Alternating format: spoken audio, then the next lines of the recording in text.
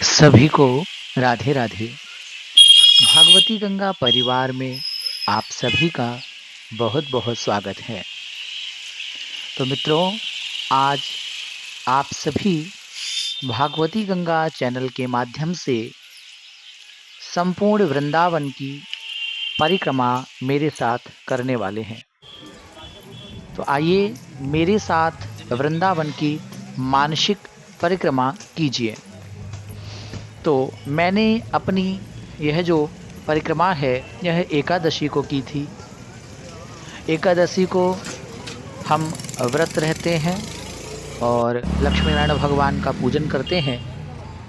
तो इस बार एकादशी पर मैं व्रज में ही था और मुझे भी वृंदावन की परिक्रमा करने का सौभाग्य मिला। यद्यपि मैं पहले भी बहुत परिक्रमा वृंदावन की कर चुका हूँ, पर इस बार भी मुझे यह सौभाग्य मिला, तो मैं इस अवसर को बिल्कुल भी गंवाना नहीं चाहता था। तो मैंने इस बार भी वृंदावन की परिक्रमा की। मैंने अपनी परिक्रमा का शुभारंभ चामुंडा मंदिर से किया और उसके बाद में हरिनाम संकीर्तन करते हुए निरंतर परिक्रमा को करता रहा। सबसे पहले आपने देखा होगा बाबा नीव करौरी जी का आश्रम पड़ा। उसके बाद में ये गोरे दाऊ जी मंदिर है जो भी आप देख रहे हैं। गोरे दाऊ जी मंदिर के नाम से प्रसिद्ध है यह वृंदावन का मंदिर, और यह अटल्ला चुंगी से नियर में पड़ेगा।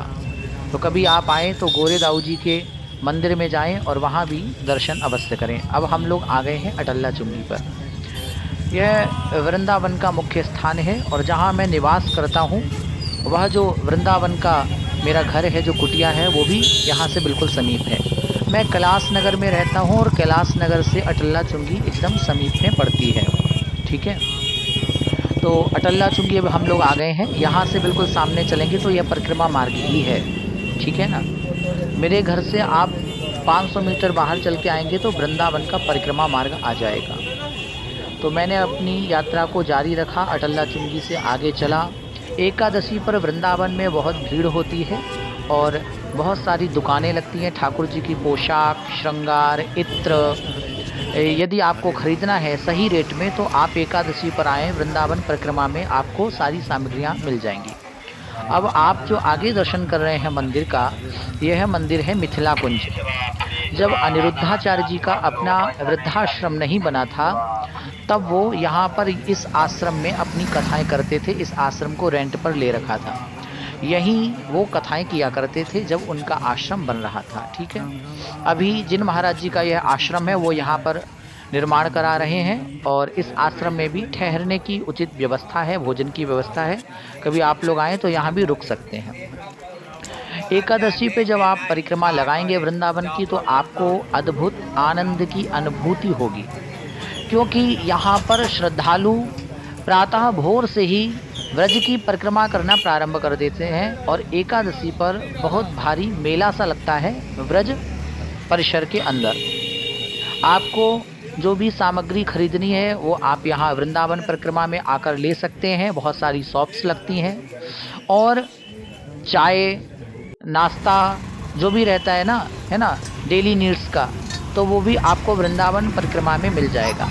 ऐसा नहीं है कि एकादशी पर ही परिक्रमा होती हो। आप जब भी आएँ ब्रज में और आपका परिक्रमा करने का मन हो तो आप वृंदावन की परिक्रमा उसी दिन आकर लगा सकते हैं। सामने जो आप आश्रम देख रहे हैं ये कुरुक्षेत्र वाले जो गीता मनीषी जी हैं उनका आश्रम है, श्री ज्ञानानंद जी महाराज का। तो ज्ञानानंद जी महाराज का आश्रम भी परिक्रमा मार्ग वृंदावन में पड़ता है और इनका एक आश्रम कुरुक्षेत्र में भी है।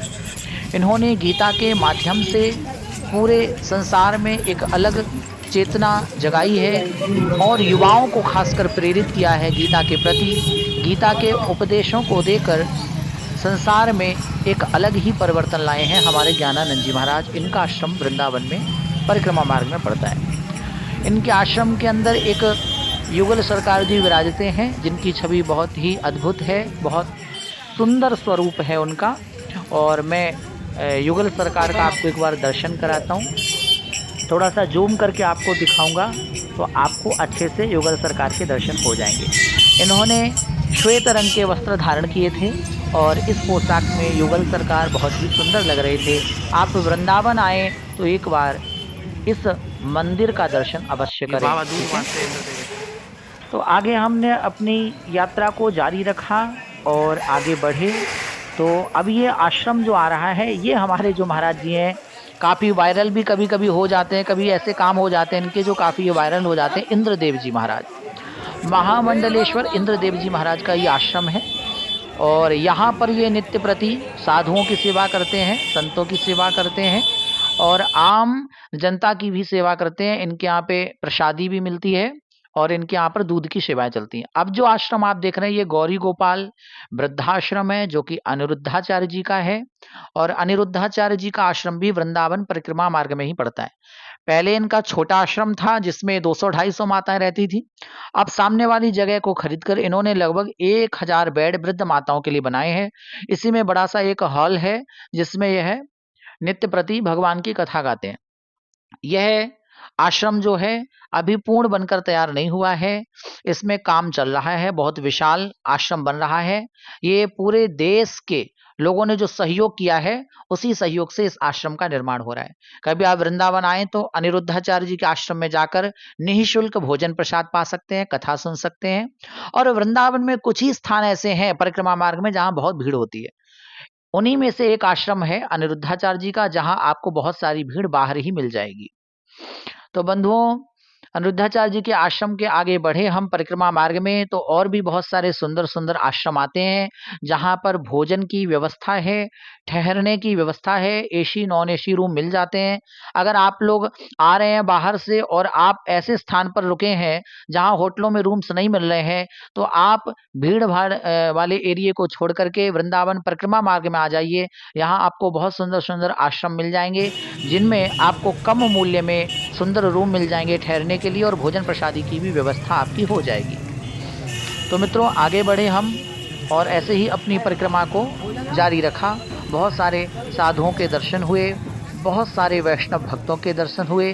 हरे कृष्ण कृष्ण कृष्ण हरे हरे, हरे राम राम राम हरे हरे, इस महामंत्र को उच्चारण करते हुए हमने अपनी यात्रा को जारी रखा। आप कहीं तीर्थ स्थल पर जाएं, वहां जाकर प्रदक्षिणा करें, परिक्रमा करें, तो वहां पर आपको जो मंत्र प्रिय है या फिर जो मंत्र आपके गुरु ने आपको प्रदान किया है उस मंत्र का आप जप अवश्य करें, क्योंकि व्यर्थ की चर्चा करने से आपकी परिक्रमा का आपको पूर्ण फल नहीं मिलेगा। पूर्ण फल कब मिलेगा? जब आप प्रदक्षिणा करते हुए हरि नाम संकीर्तन करें या आपको जो भी मंत्र प्रिय हो उसका आप जप करें। ठीक है ना? आप चाहें तो शांत भाव में रहकर जप कर सकते हैं अंतर्मुखी, और आप चाहें तो बाह्यमुखी होकर के जप कर सकते हैं। जप कैसा भी हो, होना चाहिए। तो बंधुओं, वृंदावन की परिक्रमा में आप जब जाएंगे आगे तो एकादशी के दिन आप देखेंगे कि कई श्रद्धालु बाहर से आकर के प्रसाद वितरण करते हैं। ठाकुर जी ने दिया बहुतों को है, पर दान करने का मन तो किसी किसी का होता है।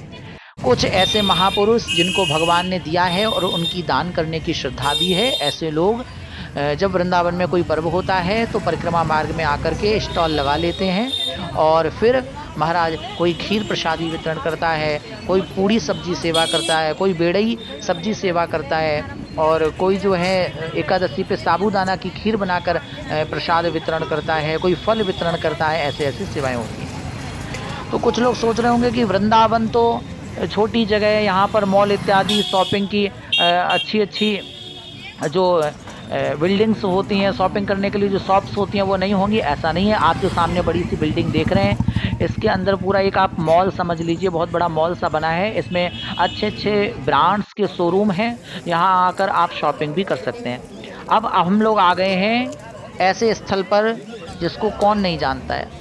शायद ही कोई ऐसा व्यक्ति होगा जो इस स्थान को नहीं जानता है। ये स्थान है राधा केली कुंज, जहाँ हमारे प्रेमानंद जी महाराज विराजते हैं और प्रवचन करते हैं, एकांतिक वार्तालाप करते हैं और इनके सत्संग को सुनकर लाखों लोग अपने जीवन जो है उसको सुधार रहे हैं। जो गलत मार्ग पे जा रहे थे उनको नया रास्ता मिल गया और जो अभक्षाभक्ष मांस मदिरा का सेवन कर रहे थे उन्होंने इनके प्रवचन को सुनकर मांस मदिरा को छोड़ दिया। जो तामसिक प्रवृत्ति के थे वो सात्विक प्रवृत्ति के बन गए हैं। किसके प्रवचन को सुनकर? प्रेमानंद जी के प्रवचन को सुनकर। तो हमारे प्रेमानंद जी का आश्रम जो है राधा केली कुंज है, जो कि परिक्रमा मार्ग में ही पड़ता है। प्रेमानंद जी महाराज रात्रि के 2 बजे अपने आश्रम के बाहर भी दर्शन देते हैं। तो अगर आपको रात्रि में दर्शन करना हो तो आप 2 बजे आकर के राधा केली कुंज के पास वहाँ खड़े हो जाएंगे, वहाँ दर्शन हो जाएंगे। और अगर आपको एकांतिक वार्तालाप में सम्मिलित होना है तो इनका टोकन मिलता है। आप सुबह जाकर 7 से 9 के बीच में टोकन ले लीजिए। उसके बाद में जब आपका समय आएगा तो आपको सारी बातें वहाँ बता दी जाएंगी, दिशा निर्देश दे दिए जाएंगे। आप अपने समय पर पहुँचिए और आपको एकांतिक वार्तालाप में या उनके सत्संग सुनने के लिए वहाँ बुलाया जाएगा और आप उस सत्संग का एकांतिक वार्तालाप का लाभ ले सकते हैं। ठीक है महाराज। तो प्रेमानंद जी के आश्रम के बाहर भी बहुत भीड़ रहती है। मैंने पहले ही बोला है कि कुछ वृंदावन परिक्रमा में ऐसे स्थान हैं जहाँ बाहर बहुत भीड़ रहती है, जिनमें एक है अनिरुद्धाचार्य जी, दूसरे हैं प्रेमानंद जी महाराज। आगे हम चले तो हमको आश्रम मिला महाराज एक ऐसे संत का जो अपने आप में अद्भुत प्रतिभा के धनी है। इनके आश्रम का नाम है लाडली निकुंज। ठीक है ना? क्या नाम है इनका? नाम है सदगुरु रीतेश्वर जी महाराज, जो कि कुछ समय से कैंसर की बीमारी से पीड़ित हैं और वैद्य के द्वारा इनका इलाज चल रहा है। इसलिए इनके जो सत्संग प्रवचन इत्यादि परमानेंट चलते थे वो अभी बंद हो रखे हैं। इनके आश्रम में मैं गया तो मुझे पता चला कि महाराज जी से भेंट हमारी शाम को होगी, किंतु मुझे अन्य कार्यों से भी जाना था। तो मैंने केवल आश्रम का दर्शन किया, भ्रमण किया, ठाकुर जी को प्रणाम किया और फिर अपनी यात्रा को आगे प्रारंभ कर दिया। और नेक्स्ट टाइम मैं जब भी जाऊंगा, मुझे समय रहेगा तो इन महाराज जी से भी मैं भेंट करके अवश्य आऊंगा। इनके प्रवचन मैंने सुने हैं, काफ़ी अच्छे प्रवचन करते हैं और इनकी साधना, इनकी तपस्या भी अपने आप में अद्भुत है। और महाराज जी का रूप स्वरूप, उनकी वाणी अपने आप में ऐसी है कि लोग अपने आप आकर्षित होकर चले आते हैं। तो कभी आप वृंदावन आएँ तो सदगुरु रीतेश्वर जी का आश्रम भी जो हमारे प्रेमानंद जी हैं इनसे कुछ ही आगे पड़ता है। तो आप यहाँ भी एक बार आइए, लाडली निकुंज में आकर के आश्रम में भ्रमण करिए, आपको अद्भुत आनंद आएगा। बहुत सुंदर ऐसा आश्रम लग रहा था, जैसे लग रहा था कि मैं किसी प्राचीन ऋषि के आश्रम में प्रवेश कर गया। महाराज प्राचीन परंपरा से सुंदर सुंदर ऋषियों की कुटियाँ बनी हुई थी, यज्ञशाला बनी हुई थी और एक बहुत शांति का वातावरण मुझे इनके आश्रम में मिला। और आश्रम में भ्रमण करके मुझे बहुत ही हर्ष हुआ, आनंद हुआ। अब जहाँ पर सदगुरु बैठ करके प्रवचन करते हैं प्रातः काल या संध्या कथा करते हैं, इस हॉल में मैं आया। यहाँ पर आप देख रहे हैं साउंड की व्यवस्थाएं हैं, मंच भी बना रहता है और उनका आसन भी पड़ा रहता है। हमारे ठाकुर जी भी बगल में विराजमान हैं। तो ये स्थान भी बहुत सुंदर था। यहाँ भी मैंने दर्शन किया, आनंद लिया। उसके बाद में अपनी परिक्रमा को जारी रखा। ये स्वामी कुमार वाले जो आश्रम है ना, पूरे भारत में जो बन रखे हैं, विदेशों में भी इस संस्था के आश्रम बने हुए हैं, उनका ये आश्रम है। स्वामी कुमार वालों का ये आश्रम है। ये भी वृंदावन परिक्रमा मार्ग में ही पड़ता है। वृंदावन परिक्रमा मार्ग में आप आगे देखेंगे कि जब आप एकादशी परिक्रमा करेंगे या अन्य पर्वों पे परिक्रमा करेंगे तो बहुत सारे इस्कॉन के डिवोटीज या संत जन हम जिनको बोलते हैं, वो लोग यहाँ पर आपको हरे कृष्ण संकीर्तन करते हुए मिल जाएंगे। संकीर्तन सुनेंगे आप, 2 मिनट बैठेंगे तो आपको अद्भुत आनंद की प्राप्ति होगी। ऐसा लगेगा कि संसार में सब कुछ व्यर्थ है। वृंदावन में विराजमान होकर के इस हरिनाम संकीर्तन को सुनना, व्रज की परिक्रमा करना, यमुना जल का पान करना, वृंदावन की रज को मस्तिष्क पर धारण करना, यही पूरे जीवन का क्या है? यही पूरे जीवन का फल है। अगर आपको ये मिल गया तो समझ लेना आपका जीवन सार्थक हो गया। वृंदावन आएंगे और आपको ब्रज रज मिल जाए, आपको हरे कृष्ण संकीर्तन मिल जाए, वृंदावन की परिक्रमा मिल जाए, यमुना जल का जल पान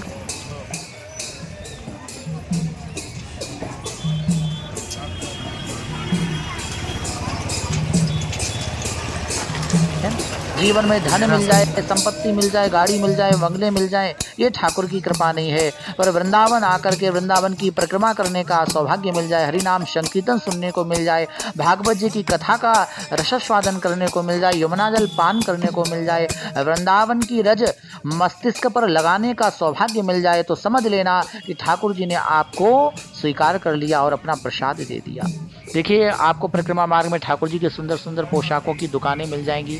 आपके कितने भी इंच के ठाकुर जी हैं, आपका कितने भी इंच का युगल विग्रह है, सबकी पोशाकें, सबके श्रृंगार आपको यहाँ मिल जाएंगे। अभी सर्दियाँ चल रही हैं तो ऐसे में आपको वूलन के कपड़े अपने ठाकुर जी को पहनाने चाहिए। तो अभी जो ब्रज में परिक्रमा मार्ग में शॉप्स लग रही हैं उनमें वूलन के क्लॉथ्स, वूलन के कपड़े ठाकुर जी के लिए मिल रहे हैं। हमने भी 2 जोड़ी युगल सरकार के लिए नए वूलन के कपड़े परचेज किए। और जैसा कि आपको पता है मौसम के अनुसार ठाकुर जी की इत्र सेवा भी होती है। तो अभी सर्दी के मौसम में जो जो इत्र ठाकुर जी को लगती हैं उनको भी आप वृंदावन परिक्रमा मार्ग से परचेज कर सकते हैं। यहाँ कम कॉस्ट में अच्छी चीज़ें मिल जाती हैं तो आप ले सकते हैं। और अपने घर के पूजा मंदिर के लिए बहुत सारे ऐसे आइटम्स हैं जो आप शॉप्स में जा कर के महंगे महंगे दामों में लेके आते हैं, वो आपको वृंदावन परिक्रमा मार्ग में सस्ते में मिल जाएंगे। तो आप यहाँ से अच्छी खासी शॉपिंग भी कर सकते हैं। तो बंधुओं आगे हमने अपनी यात्रा को जारी रखा और हम चले आगे। तो ऐसे ही आनंद होता रहा। बहुत सारी माताएं हरिनाम संकीर्तन करती हुई जा रही थी और हम भी गा रहे थे कि वृंदावन धाम को वास भलो जहाँ पास बहे यमुना पटरानी। वो नर परम सौभाग्यशाली है जिसे वृंदावन वास का अवसर ठाकुर जी प्रदान करते हैं। हमारी भी अभिलाषा इच्छा यही थी, ठाकुर जी से प्रार्थना यही थी कि हमें भी ब्रजवास मिले। और ठाकुर जी ने अहेतु की कृपा करके मेरे भी स्वप्न को पूर्ण किया, हमें भी वृंदावन में वास दिया। हम अपने आप को परम सौभाग्यशाली समझते हैं कि हमें ब्रज में वास मिला। ब्रज में वास मिला, यमुना जन का पान मिल गया, वृंदावन परिक्रमा करने का सुअवसर मिल गया। इससे अच्छा जीवन में और क्या हो सकता है। तो आगे यात्रा को जारी रखते हैं। और आगे यात्रा में जब आगे हम बढ़ेंगे तो यहाँ पर आपको कार पार्किंग भी मिल जाएगी। जब हम वृंदावन में एंट्रेंस करते हैं तो कभी कभी जब पर्वों पर भीड़ होती है तो गाड़ियाँ हम नहीं लगा सकते हैं, ठीक है ना, बाहर। और वृंदावन में जब अंदर प्रवेश करते हैं तो कई जगह तो पुलिस वाले रोक देते हैं, गाड़ियाँ आने नहीं देते हैं। तो आप क्या करें, अन्य जो मार्ग है वहाँ से आकर के जहाँ कार पार्किंग है वहाँ पहले आप अपनी कार लगा दें। उसके बाद में वृंदावन में जो टमटम चलते हैं उनमें बैठ करके आप वृंदावन का भ्रमण कर सकते हैं, ठीक है। वृंदावन तो 84 कोस में फैला हुआ है, पूरा ब्रजमंडल 84 कोस में फैला हुआ है। कभी आपको अवसर मिले तो 1 महीने का समय निकाल करके आएँ पूरे परिवार के साथ में और 84 कोस के ब्रजमंडल की परिक्रमा भी करें, ठीक है। कभी अवसर मिलेगा तो मैं भी ब्रज 84 कोस की यात्रा का प्रोग्राम रखूँगा और उसमें गाड़ियों के द्वारा, वाहनों के द्वारा आपको ब्रज 84 कोस की यात्रा कराऊंगा। उसमें आपके भोजन की व्यवस्था करूंगा, रात्रि में शयन की व्यवस्था करूंगा, उसका कुछ शुल्क रख दिया जाएगा। उस शुल्क को पे करके आप हमारे साथ वृंदावन में आकर के ब्रज 84 कोस यात्रा का आनंद ले सकते हैं। आगे हम परिक्रमा मार्ग में बढ़े तो ये आ गया मदन मोहन जी का मंदिर, जो कि इस समय पर जयपुर में विराजते हैं। कहा जाता है जिस समय पर आक्रमण हुआ है मुगलों का, ठीक है ना, उस समय पर हमारे मदन मोहन जी को वृंदावन ले जाया गया। तो पहले मदन मोहन जी इसी मंदिर में विराजमान थे और उसके बाद में जयपुर चले गए। लेकिन अभी भी ठाकुर जी का एक स्वरूप इस मंदिर में विराजमान है। अगर आप वृंदावन आए परिक्रमा करें तो मदन मोहन जी का भी एक बार दर्शन करें। यह मंदिर बहुत ही प्राचीन है और बहुत भव्य है, दिव्य है, देखने में बहुत सुंदर है।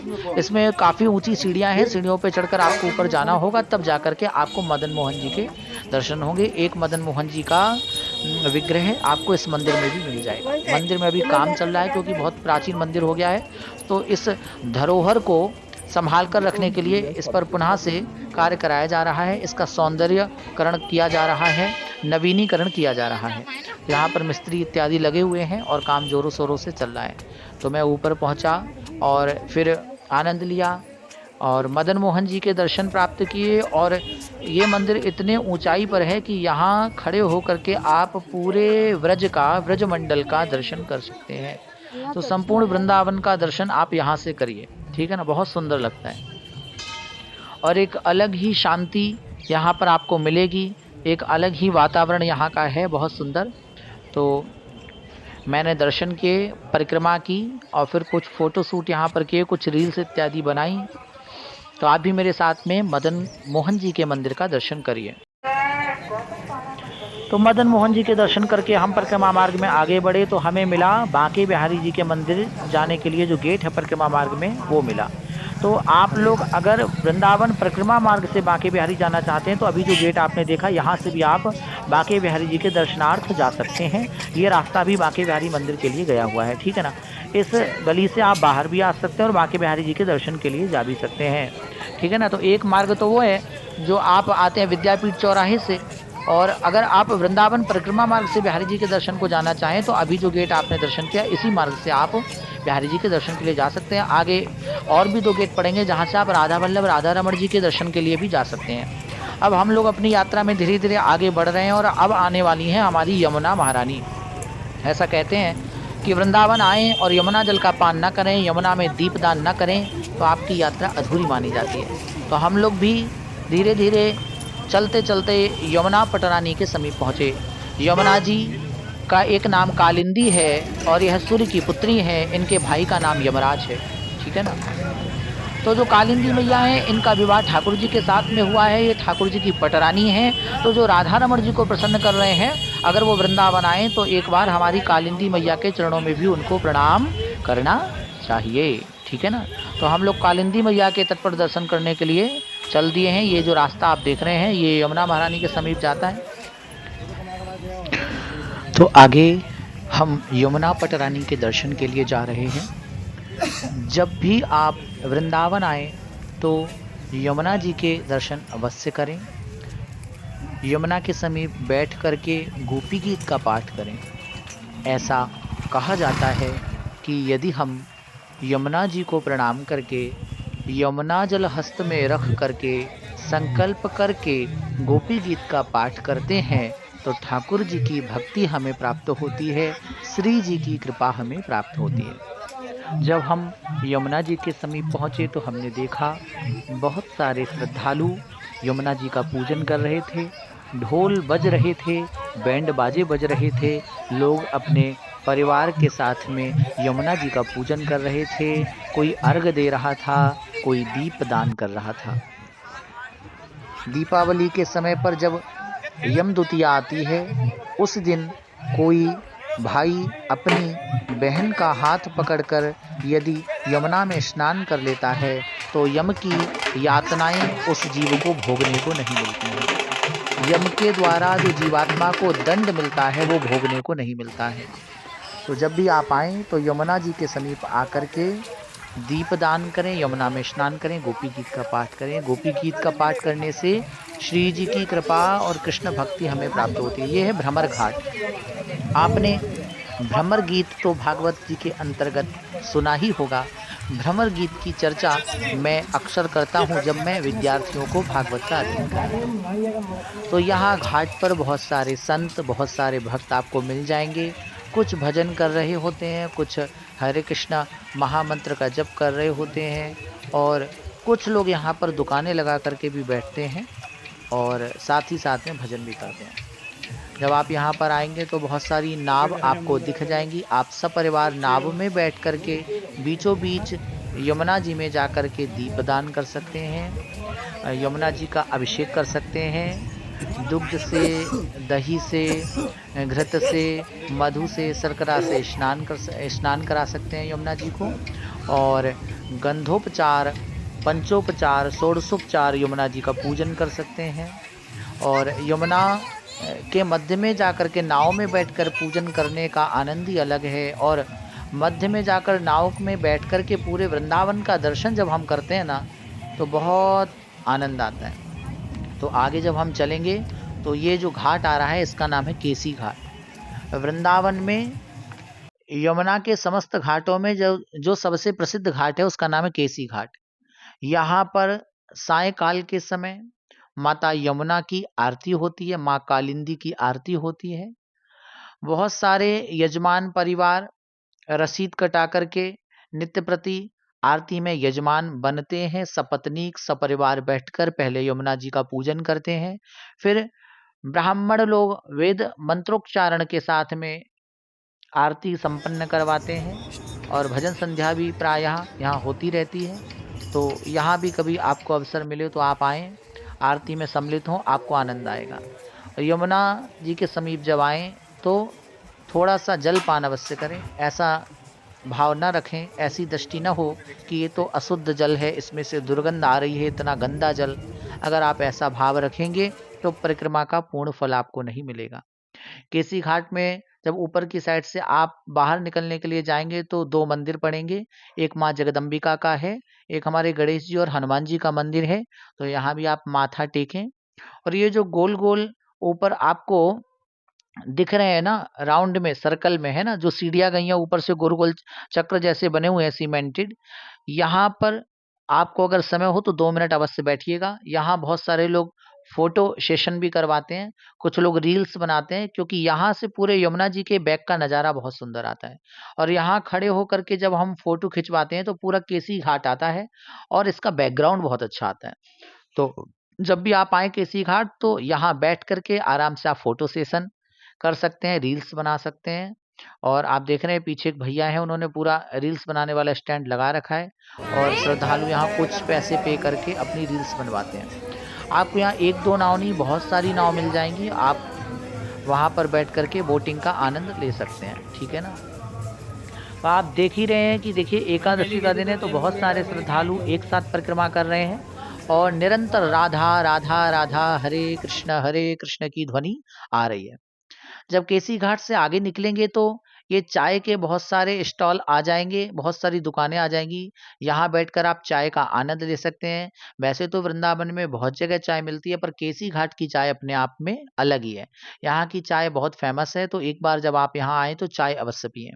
सामने आप जो देख रहे हैं वो है सुदामा कुटी, और सुदामा कुटी के पास में ही है हमारे राजेंद्र दास देवाचार्य जी का आश्रम, जिनको आप मलुक पीठ वाले महाराज जी के नाम से जानते हैं। तो मलुक पीठ वाले राजेंद्र दास देवाचार्य जी महाराज का आश्रम यहीं पे पड़ता है, और सुदामा कुटी जहां निरंतर भंडारे चलते रहते हैं। ब्रज में आप आए और आपको भोजन प्रसादी न मिले तो आप सुदामा कुटी आ जाइएगा।